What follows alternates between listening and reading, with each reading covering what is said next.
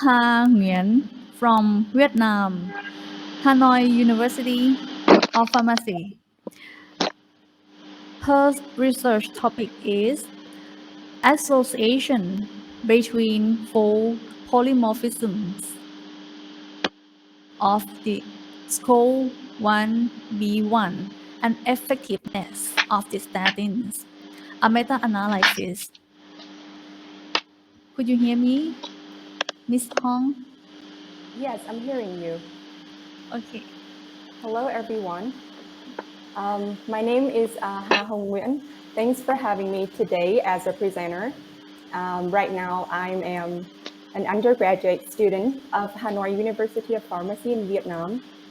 And right now, I'm going to present my research. Okay, could you try to share your screen?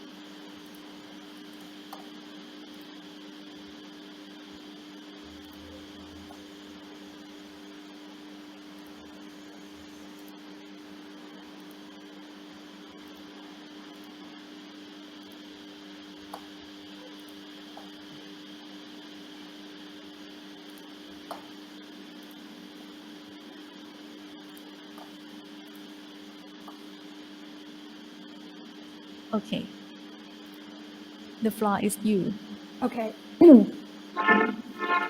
So I'm going now to present my research entitled Associations Between Four Polymorphism of this SLCO1B1 and Effectiveness of the Statins, a meta-analysis. Despite progress in the availability of effective and safe prevention strategies worldwide, cardiovascular disease, or CVD, remains the leading cause of death globally, as well as in Asia in 2019, with 10.8 million deaths. Similarly, CVD remains the most common cause of death in Europe.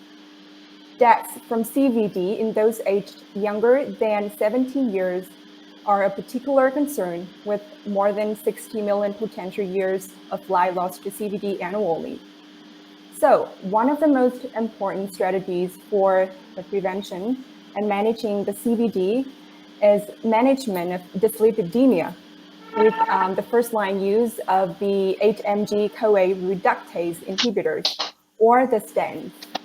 There are three types that are being used in clinical practice, as you can see on the screen.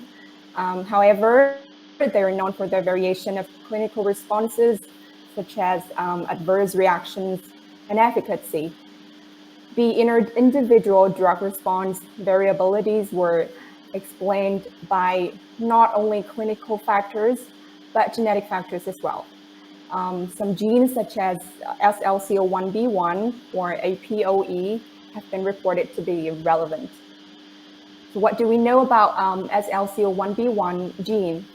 Located in chromosome 12, it encodes the organic anion transporting protein LB1, 1B1, and playing an essential role in the liver uptake of various anionic drugs, including the statins. Single nucleotide polymorphism, or SNPs, of the SLCO1B1 might change the transporter's activity, affecting the hepatic clearance and plasma concentration of the statins. Two most well-known SNPs are 521TC and 388G. In 2015, there have been two meta-analyses on the association between either the 521TC or 388AG and statin efficacy. And in 2018, Xiang et al. Published another MA on the 521TC and the efficacy of fluvastatin. And since then, there have been many more studies on the topic related to other SNPs with different impacts. So the current meta-analysis aims to evaluate the association of various SLCO1B1 SNPs and the lipid-lowering efficacy of the statin. To accomplish that aim, there are 5 items, as you can see on the slide, in the methodology of our study. Firstly, about searching strategy, we carried out the procedure up to March 2021 on 4 databases. The search was based on the terms for SLCO1B1 and statins, and a reference list of previous systematic reviews and meta-analysis were also checked. Secondly, we chose some inclusion and exclusion criteria for included studies. In details, articles were suitable if they assessed the relevant associations and they provided the mean percentage change in concentration of at least one lipid index corresponding to genotypes or other data from which we could calculate the mean difference among genotypes and 95% confidence interval. And we excluded some sort of studies such as in vitro, animal or family studies, etc., and articles without sufficient results for polling. Thirdly, about data extraction, we used a standardized form, including characteristics of studies, of participants, and SLCO1B1 polymorphism. The essential data for polling were also extracted. And about quality assessment, the methodological quality of individual studies was evaluated with the Newcastle data scale. Finally, let's take a look at the statistical analysis to evaluate the relationship mean differences with 95% confident interval in percentage change of concentration of 4 lipid indices were estimated under 3 different genetic models. The heterogeneity among studies was assessed using the chi-square-based Q-test. The I-squared statistic was used to quantify the degree of heterogeneity. Absent of it was confirmed if I-squared is less than 50%, or Copeland Q-test p-value is more than 0.1. The results of meta-analysis was presented with a forest plot. The probability of publication bias was evaluated using a funnel plot or the Eager's linear regression test. The Harding-Weinberg equilibrium was also assessed. And in order to find down potential explanations for heterogeneity, subgroup analysis were conducted according to type of statins and ethnicity. Sensitivity analysis were carried out by meeting one study each time and re-estimating polling results. And we used the R software for all analysis. So with above methods, we gained some remarkable results of a systematic review and quantitative data synthesis.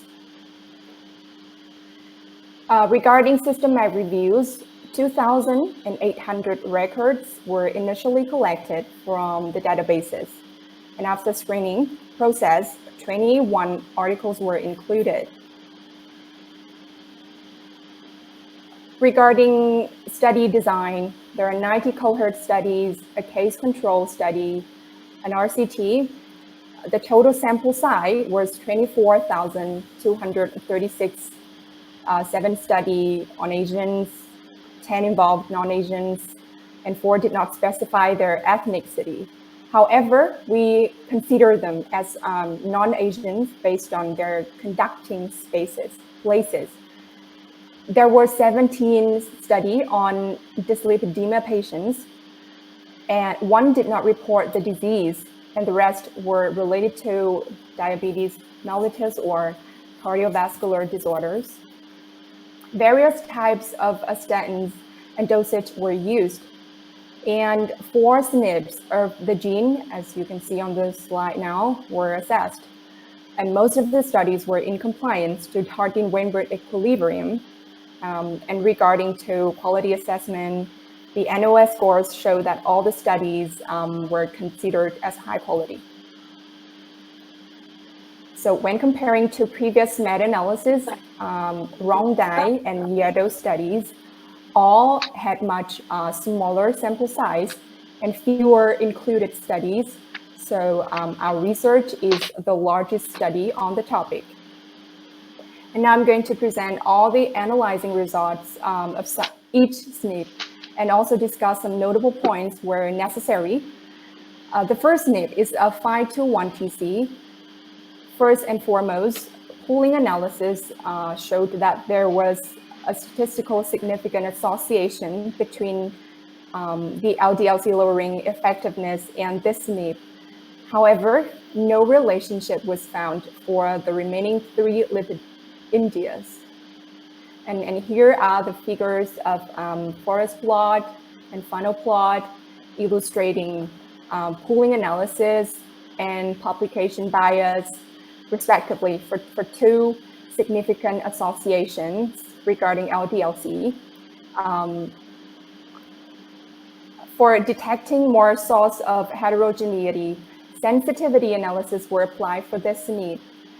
Here are 3 figures for significant changes in the dominant model regarding LDL-C. The results were changed after a meeting Mayer study. The changes of TC and HDL-C results were also detected in the homozygote model when omitting FU1 study and in the heterozygote model after removing FU2 or Hetman1. In details, all these changes meant insignificant associations turned significant, so we should concern when including these studies. Next, we will take a look at the table for subgroup analysis. So based on available data, we have 5 subgroups. In non-Asian populations, we found a relationship with respect to 3 indices. Regarding to type of statins, we observed an association related to simvastatin and pravastatin with the same trend. By contrast, for atorvastatin, we saw the reverse trend, showing that participants with variant genotype used statins more effectively than those with Y-type genotype. So to explain for this, for 2 opposing trends, we analyzed all the data related to atorvastatin and detected that 1 out of 3 studies included in this subgroup had small sample size and double dosage compared to 2 remaining studies, which might lead to a less reliable result. And here are the figures of forest plot and funnel plot for 2 significant associations in non-Asians and simvastatin subgroups, with a mean difference showing TT carriers used simvastatin more effectively than TC carriers. The second remarkable SNP is 388AG. Associations related to LDL-C was detected, but in 2 reverse directions. To explain the reverse, there was substantial heterogeneity among study in the dominant model, with the I-square equals 79% and only 4 studies included. So the results in this model might be less reliable. And we also found a relationship related to ADL-C as well. In the sensitivity analysis, we found some remarkable changes when removing study link 1 or Mayo 2 or Mayo 1 or Mayo 2 and 3 other studies regarding LDL-C and HLD and HDL-C.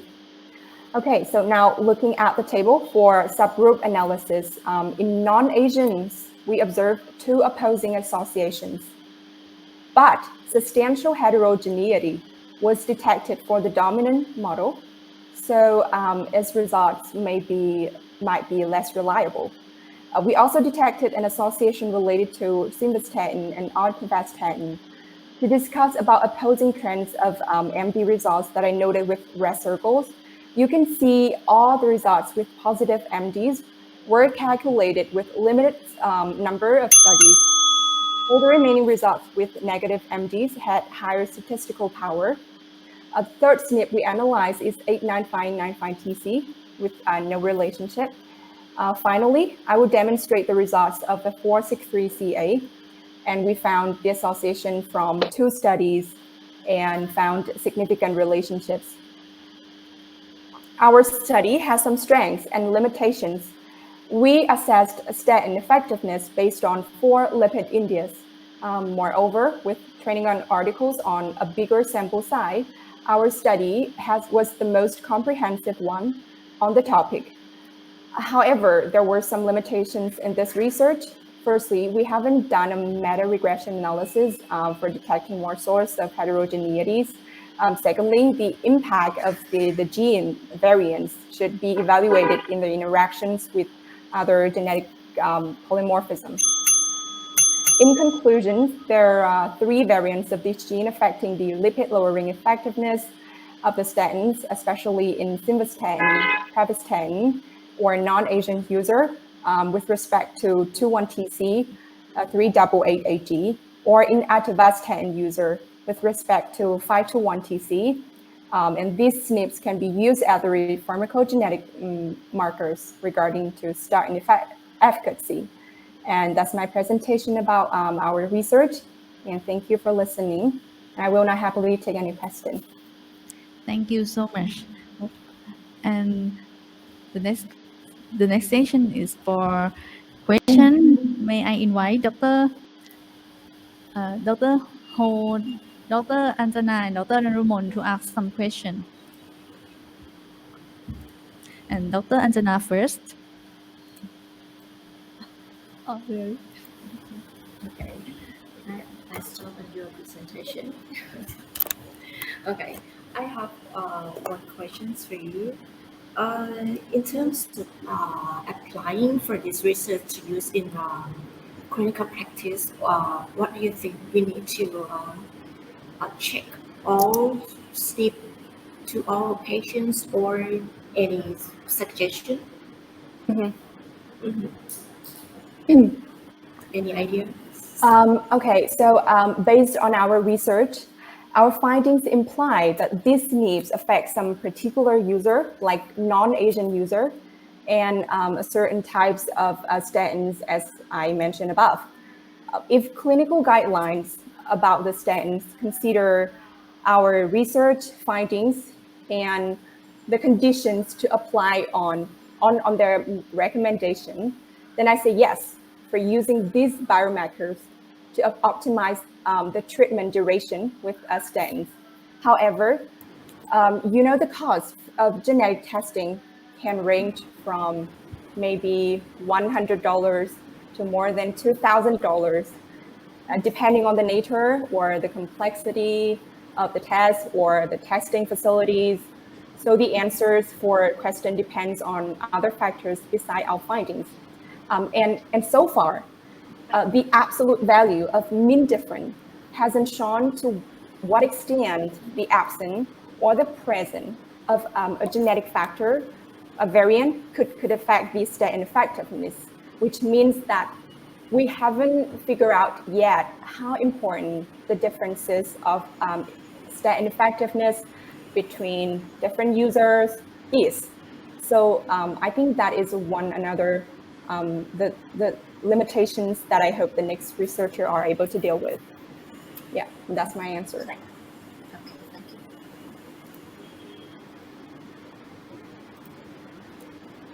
Thank you, Dr. Anjana. And Dr. Ho, do you have any question? Dr. Okay, Doctor. Okay. Yes, this is the chance of treatment for patients. So patient-centered therapies, and we know that maybe it's need the instrument to test. For example, take the genetics of the patient. So do you predict when in Vietnam? So this therapy or this your research can be used before the treatment with statin. So we must check maybe the genes of the patient for the effectiveness. Okay. Yeah. In my opinion, I think because Vietnam is still like a developing country, so it seems like the economic condition is the prioritized when using drugs, beside their efficacy or toxicity. So I think for particularly for testing, genetic testing, the first factor that we have to consider is the testing facilities, like the availability of equipment to do it. Yes, that's my answer. Yeah. Thank you, Dr. Ho. And we have some questions from the floor. Did the study test for the interaction between ethnicity, statin type against the SNP as before comparing these subgroups? I'm sorry, can you repeat your question? Okay. Did the study test for the interaction between ethnicity, statin type against the SNPs before comparing the subgroups? Okay, so I would answer that I comprise all the studies in the ethnicity subgroup from all the study in Asia, in Asia, and non-Asian, not especially for Thai population or the population outside Thailand. Yeah. So I think the applications, so if our findings has some remarkable results, can have like a broader range of application. Yeah. Thank you for your question. And another question from Dr. Narumon. Okay. First of all, thank you so much for your interesting research, and I think that was informative study. A lot information in your research, and I have only one question about quality assessment tool that you use in your research. From my knowledge, you use Newcastle Ottawa scale for your included study, right? Including observational study or the other study like only one RCT that you include in your study. What about that? Yeah, I got your question. Okay. For RCT study, what quality assessment tool you use? I would answer that the Newcastle or Dower quality assessment scale have two forms for case control studies and cohort studies. So for the RCDs that we include in this research, I said that we still took a randomized control trial into account because this study provided what we need for pooling analysis, as I mentioned before, and basically the RCD that we use, they used like a small amount of subjects from the RCD that used statins. So I consider them like I assess that CD with cohort study, cohort form for in Ottawa, like Newcastle or Tower scale. Yeah. So the cohort scale is my answer. Okay, thank you. And we have two questions from the floor. The first question, why don't you do the meta regression? And the next question, if you plan to do meta regression, what are explanatory variables you want to analyze and why? Thank you. Okay, I would answer the question. So basically, meta regression is a meta analysis that uses regression analysis to combine, to compare, and synthesize research findings from multiple studies while adjusting for the effects of available covariates. So here, for the purpose of doing a meta regression, is to find down covariates or study level factors contributing to heterogeneity between study. So since the information related to possible covariates that we suspected and we wanted to test, such as like baseline concentration of lipid parameters, mean body mass index, was not all available. So that's the reason why we did not involve meta regression in our research. Yeah. Okay, it's almost of your question today. Thank you so much for giving a great presentation and deal with a lot of questions today, Miss Hong. Okay, and thank you to all of speaker and our committee today and for coming to this session.